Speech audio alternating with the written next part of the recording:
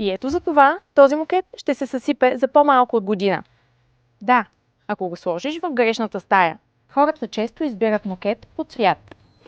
Но истината е, че функцията е много по-важна. Ще ти покажа как да не сбъркаш в избора за спалня, хол и коридор. В спалнята търси мек и плътен мокет с височина над 9 мм, за да усещаш реален комфорт. Това е стаята, в която ходиш бос. Ако мокетът не ти дава това меко и топло усещане сутрин, значи не си избрал правилния. Мокет в хола. Тук повечето хора грешат. Избират прекалено мек мокет и след няколко месеца вече е сплескан. Търси по-устойчив с височина до 10 мм. Материали като полиамид или полиестер са супер за натоварване и лесно почистване.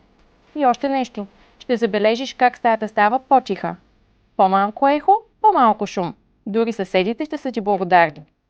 За коридор или натоварени зони забрави за мекотата. Тук ти трябва здрав мокет. Между 4 и 8 мм, най-често бримков тип. Това е мокет, създаден за движение, не за мекота. Иначе ще го смениш много по-бързо, отколкото ти се иска. Един правилен избор сега може да ти спести години неудобство. Запази и гледай това видео преди да купиш мокет у дома. Килими Камко БГ. Стъпка към по-красив дом.